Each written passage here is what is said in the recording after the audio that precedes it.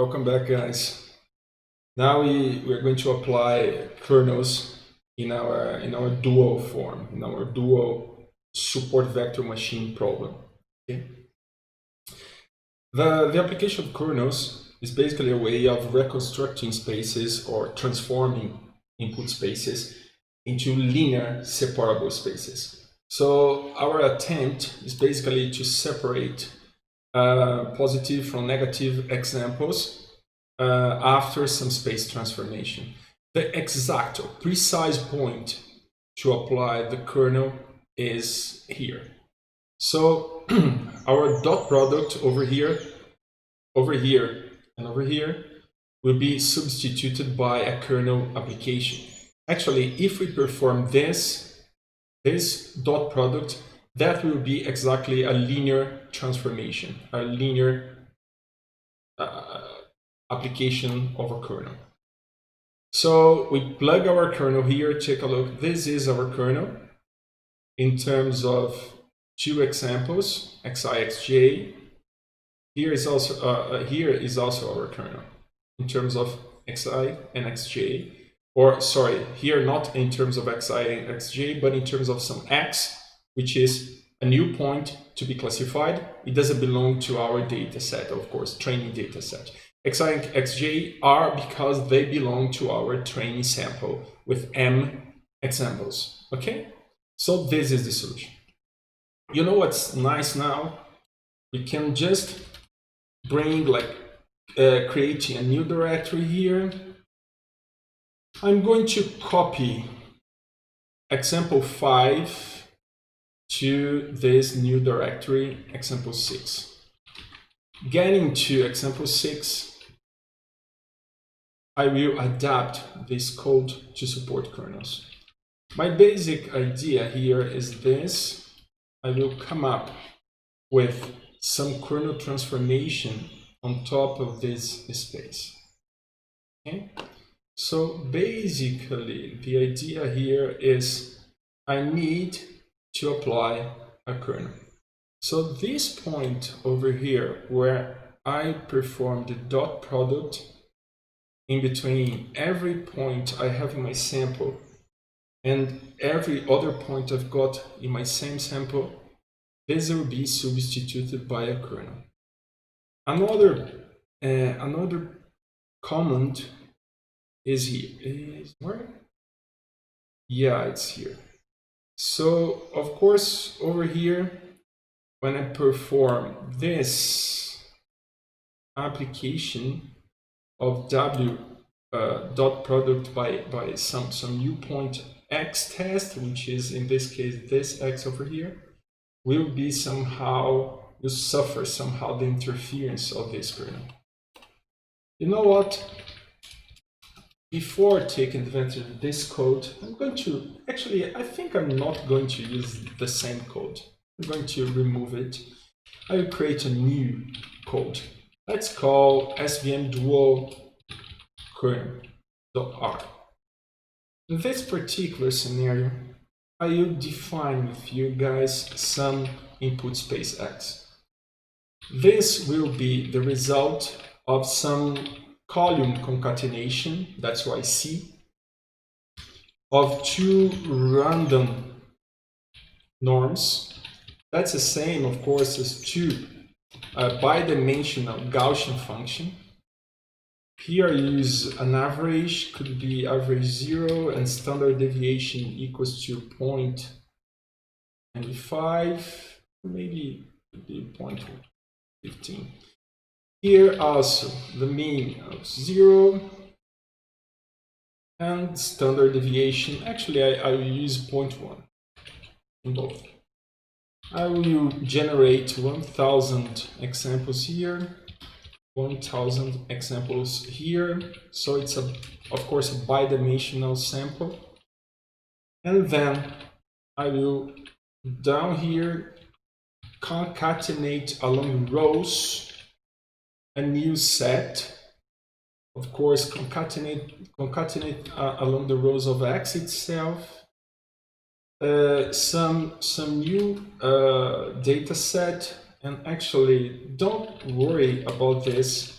I will generate some series, some time series using this package. It doesn't matter the package at this point, guys, don't worry. I'm going to use this function, sinusoidal function, which provides, which builds up a sinusoidal temporal function, of course. But on top of that, I will take advantage of a bunch of other functions here to build up what I need. I'm not worried about those equations here. I'm much more worried about the result. I just want something that makes sense for you guys. So don't worry about this particular command over here. Just worry about the final result we're going to find in few instances. This will be the result. Let's bring like this. Let me see.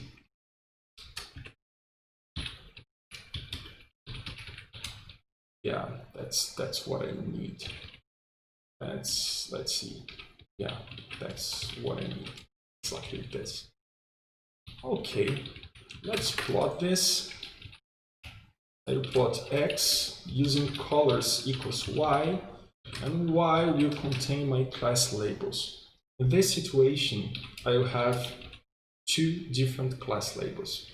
I will have a -1 at the center of my space 1000 times, and a +1 1000 times around the center. I have to sum up 2 here because otherwise I cannot plot something that's -1 or 0. I'm going to load this code for you, and I hope to see what I saw. Yeah, it's exactly what I expected to see. So we've got this input space. How could I have a solution for this space if I work exactly on it? If I try to find the solution using a dot product at this point and a dot product at this other point, I will find some hyperplane, single hyperplane cutting this space, but that will never provide a solution for me because I have some points around a given bunch of points. In this scenario, so here I was just like building up our training data set, okay, just to inform you guys. At this point, I'll have some kernel transformation. My kernel transformation will perform exactly this. We will receive two values, one for a given xi and another for xj. What is a kernel transformation? If I want to apply a first order, for example, polynomial kernel, that's a linear kernel. So for a linear kernel, I will have exactly this. I'll have xi dot product xj as before, no difference. This is the linear kernel transformation. What is a second order polynomial kernel? Polynomial, sorry guys. What is a second order polynomial kernel? A second order polynomial kernel would return this to the square. That's a second order polynomial kernel. We also called it as second order homogeneous polynomial kernel. We say homogeneous because there is a variant which is like this, which is a heterogeneous, or most people call non-homogeneous, in which we also add some value here. Let's call it like lambda, or like some packages call it like coefficient 0 or just coefficient. Okay. We can also have different kernels, some other kernels. Let's discuss on those because that's quite interesting at this point. What's going to happen with my linear kernel? Just the dot product, as we know. So it's one position vector measuring the similarity in terms of another position vector in terms of a projection. That's all. So if you guys provide me here like what's going to be the kernel, let's say the default kernel is linear. What is the like coefficient could be 0 as default.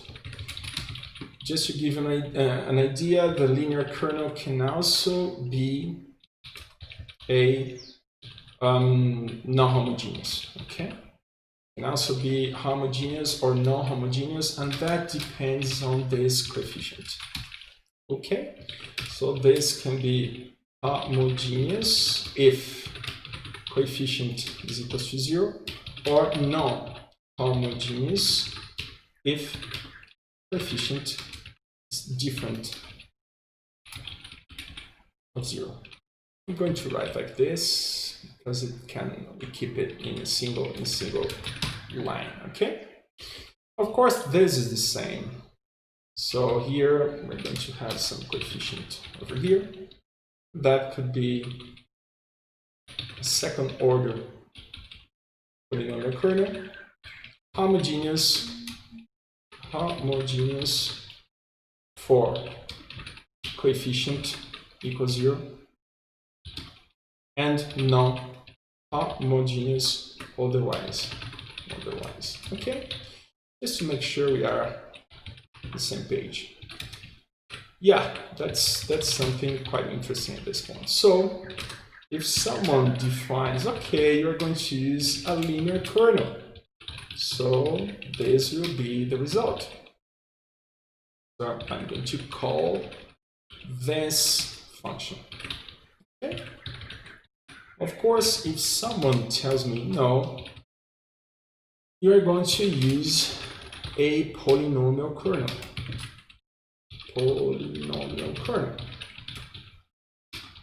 It's going to be this.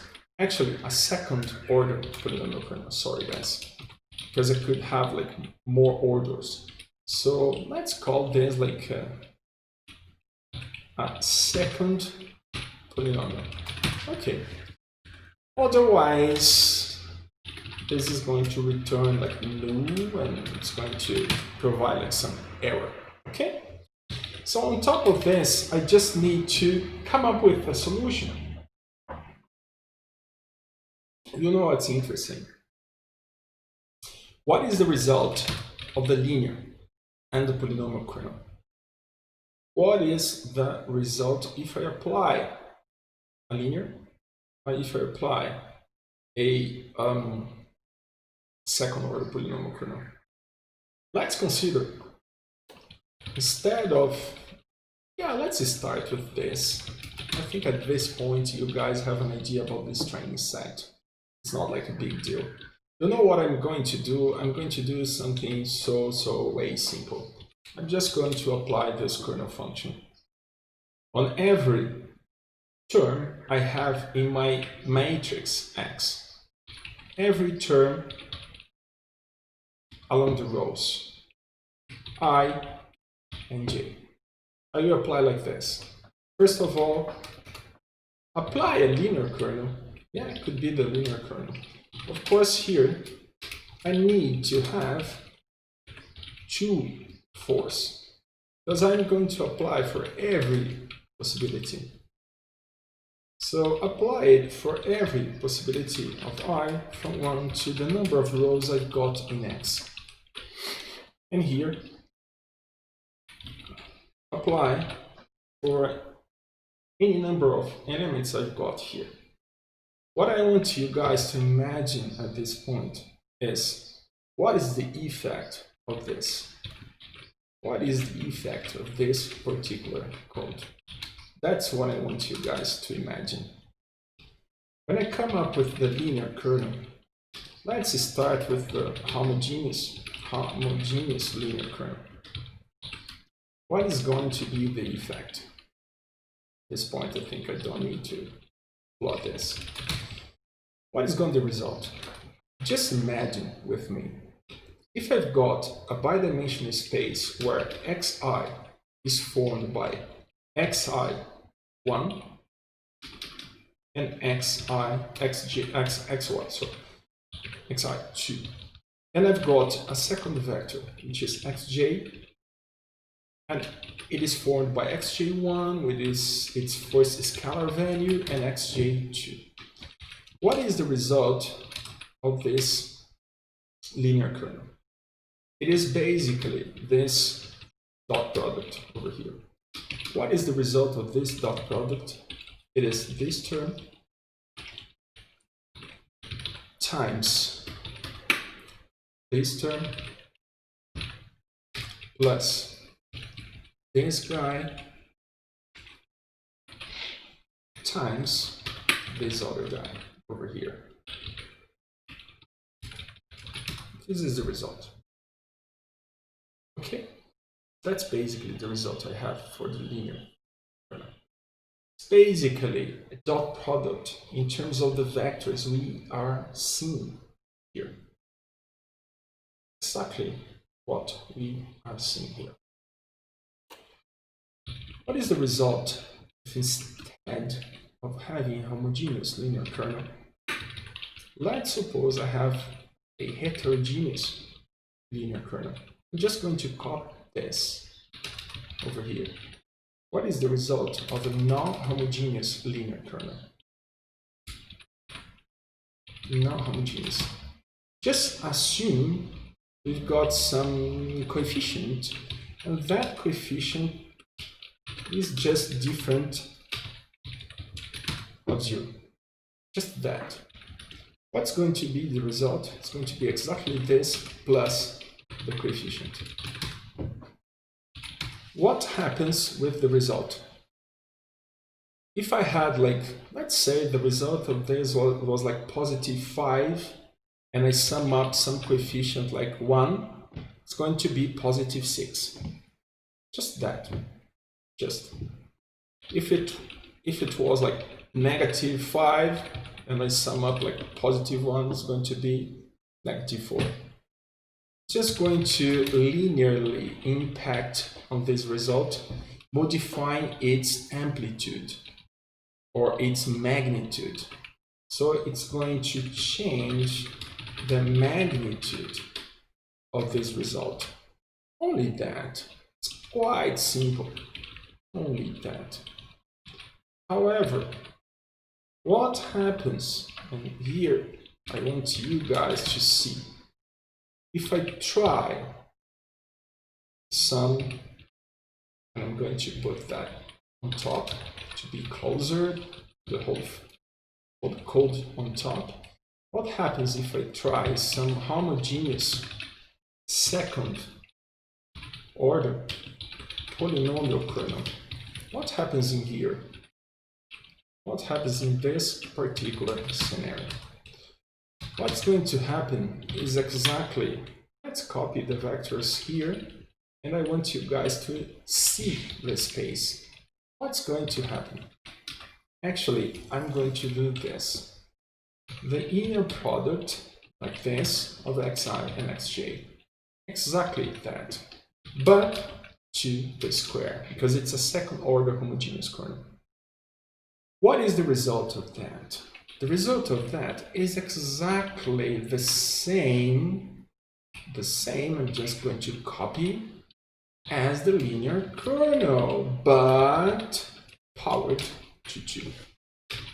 What is the result of powering this up to 2? What is the result of this powered up to 2? It is exactly this first term, powered to 2. So it's all this first term powered to 2. Plus 2 times this first times the second element. So 2 times, 2 times the first, let's put the first like this. The first, this is the first, times, let's put times here, the second element. Okay? And of course, I still need to power the second element to the square plus the second element powered to 2. Powered to 2 like this. I want you guys to imagine if instead of using, just imagine this, how could I reconstruct my original space, or reconstruct this second order in some linear kernel? Is that possible? The answer is yes, it is possible. How could I do that? I could have a first vector formed by this. Take a look. This will be my first vector. This element to the square, and the first vector will be multiplied by xj1 to the square, and the second vector. So this is going to be, as you might notice, this is going to form vector xi, and this will form a vector xj, but not the same vector, but in a different dimension, in a different space, in a different dimension. Take a look. We've got 2 times this, and this times this. That's the same as xi1 times xi2 multiplied by xj1 multiplied by xj2. If I multiply this by this, I'll have 1 time this, and if I multiply once more, I'll have 2, because this times this plus this times this and this times this will be this term. Okay, all those terms. Of course, this is still missing. What could I do? I could have xi2 to the square times xj2 to the square. Take a look. Instead of having my xi vector in 2 dimensions, when I apply a second order polynomial kernel, my xi vector is actually now in 4 dimensions. And my vector xj is now in 4 dimensions. So what's happening here, it is exactly this. I'm building up some transformation. We typically call this in books as a transformation phi. So this vector xi has been transformed into a different vector. So we are just leaving some 2-dimensional, bidimensional space and going to a 4th dimensional space using a transformation phi. But there is a catch over here. You guys can notice, I'm going to copy this. You are going to notice that one of those dimensions is repeated. This is the same dimension in this 4 dimension as this. So I could just remove this and use what here? Square root of 2 times this and square root of 2 times this. So I could simplify my space dimensionality. And instead of building up an over complex space, I would be mapping every vector from R2 into R3. That effect is the same as applying this kernel transformation. What is my kernel transformation? What is the space transformation I'm applying on some vector x? It doesn't matter the vector. The vector will be what? The first element, x1, will be what? Take a look. x1 to the square. What's going to be the second element? Take a look here. The square root of 2 multiplied by the first scalar value times the second scalar value. And the third dimension will be x2, to the square. That's my vector. So every vector I have in my space will be transformed into a 3-dimensional vector. And next, I can just compute the dot product in between a pair of vectors, or aka the linear kernel, as before, as here. Okay, the linear kernel applied here will have the same result as the second order kernel being applied on top of this. This is so amazing. So if we apply the second order kernel, we'll have a transformation over here. Here, you guys can notice that this phi function is working like this.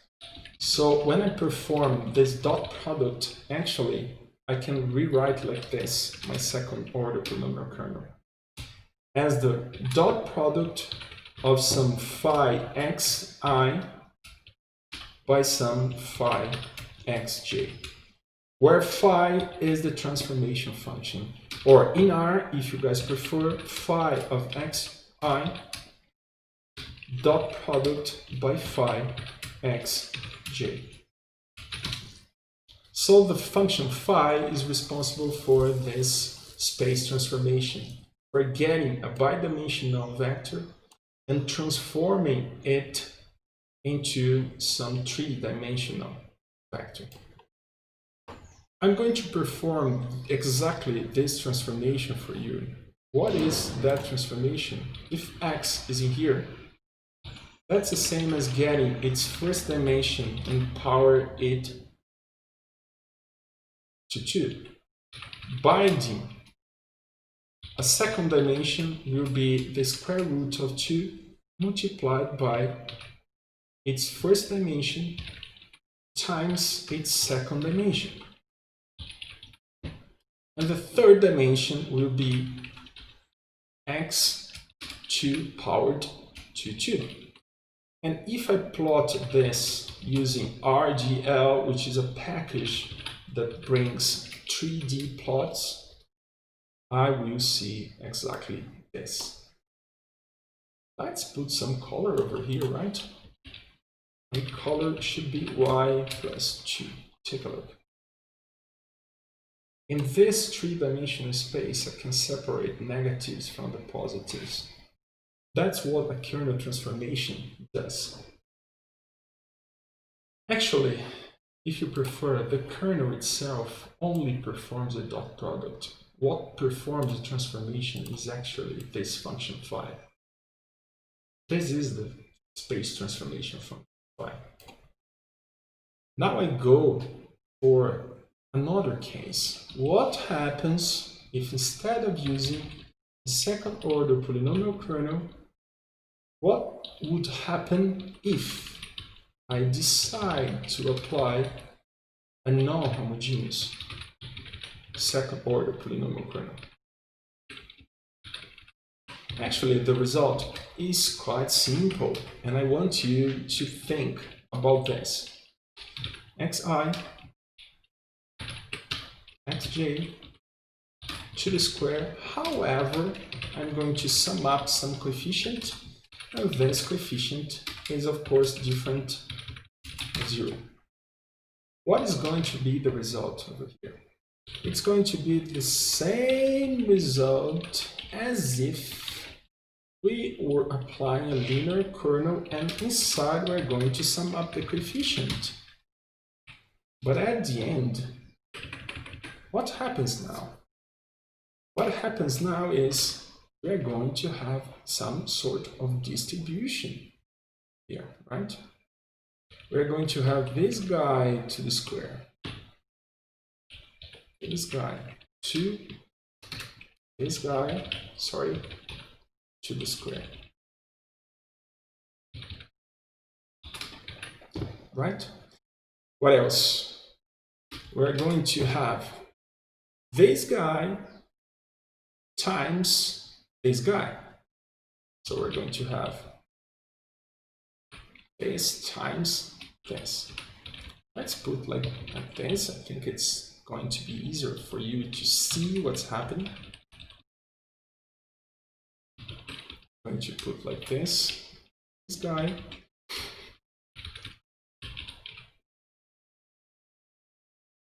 times this guy. Okay, maybe bring here, yeah, probably better. Then we're going to have still this first times the coefficient, this first times the coefficient, okay, plus, now that we computed the first versus the others, now we have to compute what? The second times itself. So the second times itself, that's the same as the squared. This second times the first. So the second times the first is going to be this, the same thing, right?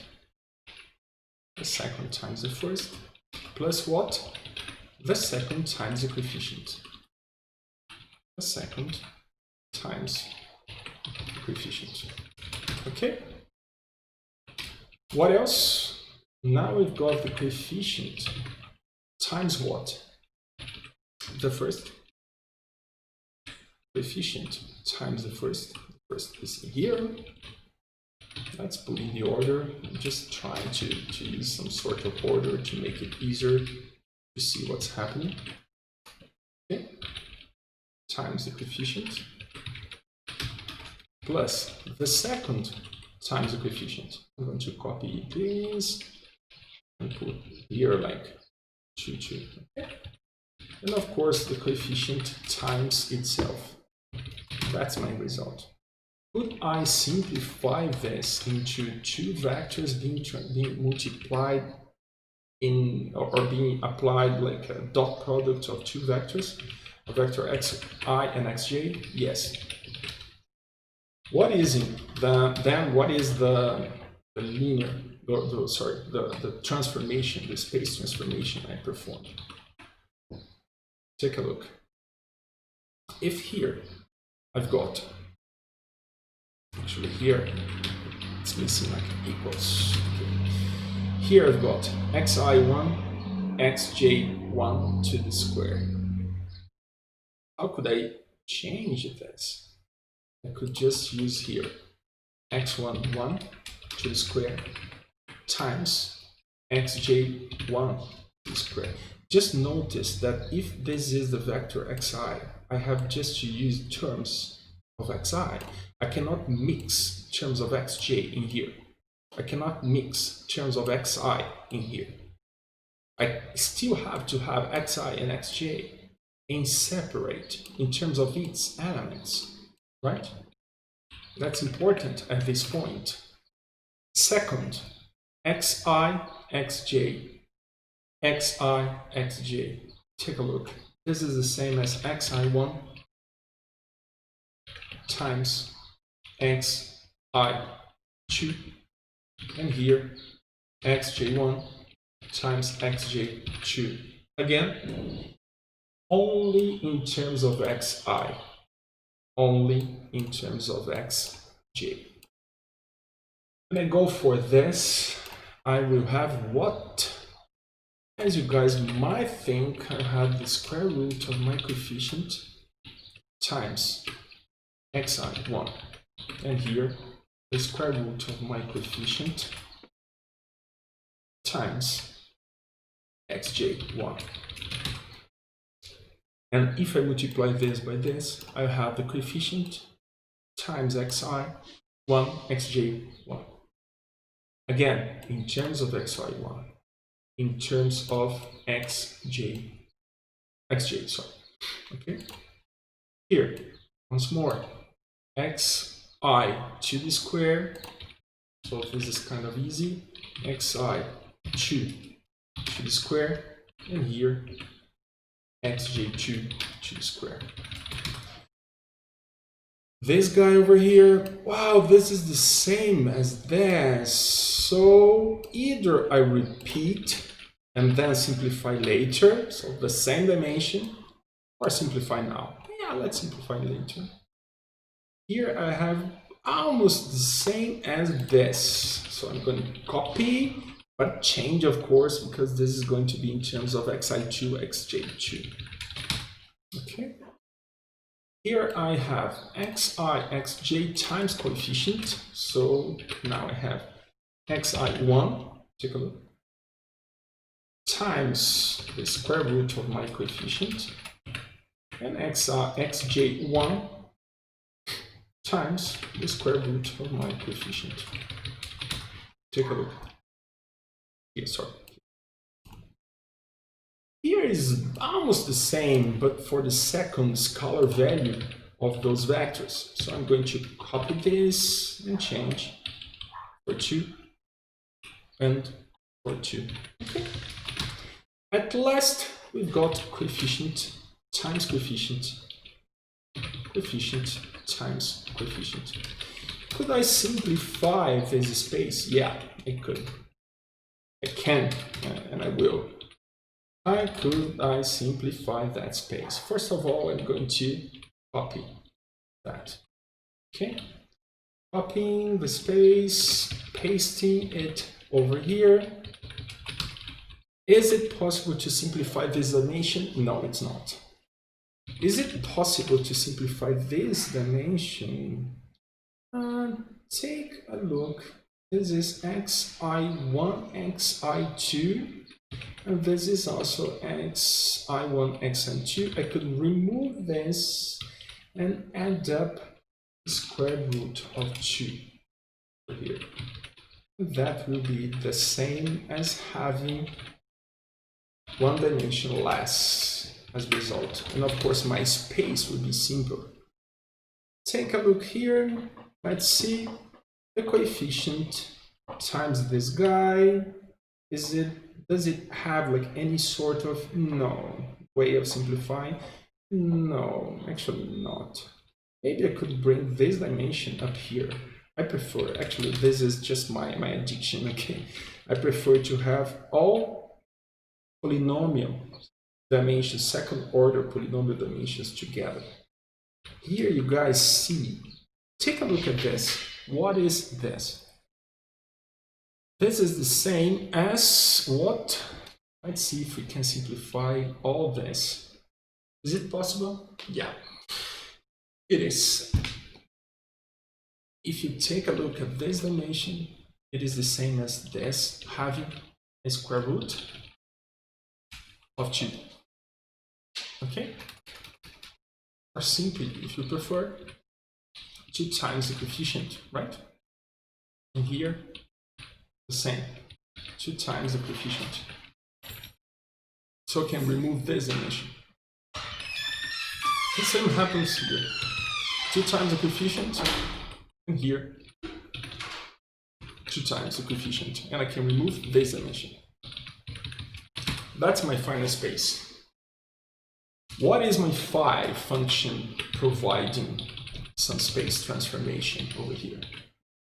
My phi function takes some vector from R2 and leads it to R1, 2, 3, 4, 6, 6.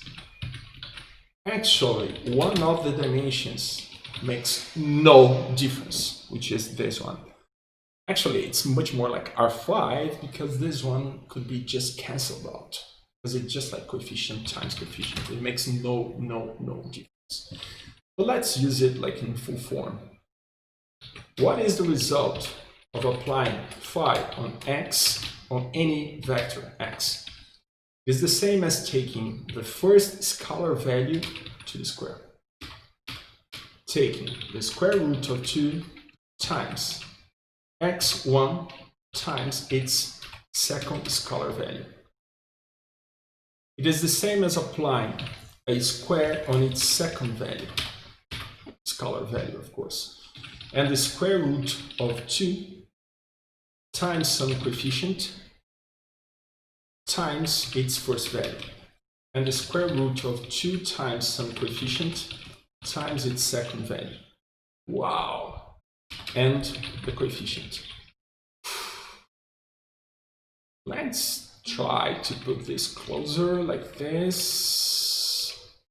Okay, maybe one more here, one less here, one less here, and one less here. Yeah, that's enough. What is interesting now is if I apply phi of xi dot product of phi xj, I will have the same result as the application of this non-homogeneous second order polynomial kernel. What is the effect of this? What is the effect of applying this kernel? Can I apply it? Yeah, of course. I can take like x over here, take its first dimension, take a look to the square. The problem is I cannot plot this. Bind with square root of 2 times its first dimension times its second dimension. Take a look. It's in here. Second dimension of x powered to 2. Then square root of 2 times the coefficient. Let's set the coefficient like equals to 1 or 2, okay, times x1, which is my first dimension of x. Square root of 2 times my coefficient. I just decided my coefficient is going to be 2 times the second dimension of x. Okay, second dimension of x. And at last, my coefficient, which is 2, simply 2. This is the space I've got. Take a look. This is my new space. Could I plot it? No, I can't. Because it's got 6 dimensions. I cannot plot it. But what is interesting about this space, and I can tell you, it is bringing the second order effect like this, the second order effect like this, because those dimensions here are related to the second order polynomial kernel in its homogeneous form. But it's also bringing the first dimension together, which is this. Take a look. The first dimension is brought together. It's brought together. Okay, it's multiplied by some coefficient in terms of a square root, but that brings like almost no difference. Actually, I'm bringing this, what is much more important than that. It's really important. So I'm bringing this space together. So every time I apply a non-homogeneous kernel, I bring the previous dimensions together. So a non-homogeneous second order polynomial kernel has the second order composed with the first order polynomial kernel. That's amazing. What happens if I use a third order polynomial kernel, which is non-homogeneous? I'm going to bring the effect of the third, the second, and the first order if it is non-homogeneous. So non-homogeneity brings the other dimensions together. That's amazing. That's quite interesting to explain to you at this point, guys. You know, it's good. I think you've got the basics to understand what's happening here. I have other kernel possibilities. Here, I just want to give you this way of formulating. Phi is going to be a function transforming a vector into another space, and phi is transforming xj also in another space. And the dot product happens in this new space. That's where the dot product of phi, dot product phi of xj is going to happen, and that's the result of my kernel application. If my linear kernel is the case, that's my result. If I have like a linear kernel in terms of xi, xj, both as vectors. Here, I use this notation just to say this is an example that not necessarily formulated in terms of a vector. That's just, don't worry about that. Actually, this is just a notation. Okay, we've got a bunch of different kernels, guys. This is the effect of the linear kernel, considering two different elements, x and x apostrophe. This is the effect of a polynomial kernel. If this is a non-homogeneous, we have to sum up here after something like plus coefficient. If we've got like a polynomial kernel whose order is d, if d is 2 is a second order, if d is 3 is a third order, if d is 4 is like a fourth order. Just try to open up in vectors as we did here. Try to open up to understand what is the transformation if we use like d equals 5 or 6 or 7 or whatever here. And of course, if we sum up a coefficient, the coefficient will be summed up after this dot product, somehow in here. As you guys can see here, coefficient is summed up after dot product, and then we powered to some d. Okay. This is the effect of a Gaussian kernel. We can discuss this later. And this is the effect of sigmoidal function, a sigmoidal kernel. Sigmoidal kernel typically apply the linear kernel, multiplies the result of the linear kernel by some kappa, and sums up some theta. Okay, some theta over here. And then applies a hyperbolic tangent function later. This is going to build up some sort of sigmoidal function. We can discuss that later. Those are the definitions for the attributes. I'm not worried about those kernels. I just want you guys to try to produce the polynomial kernel for different orders, being homogeneous and non-homogeneous at this point. As homework, try d equals 3, 4, 5, 6, considering a coefficient equals 0 and a coefficient different of 0, and come up with the resultant 5 functions, which are the transformation, the space transformation functions. Okay? Then just try to solve our optimization problem, our dual optimization problem using kernels. Try to solve it using genetic algorithms or particle swarm optimization or any kind of optimization. Could be gradient descent optimization. Try to solve our dual problem using any kind of algorithm you know. If you don't, research. See you guys.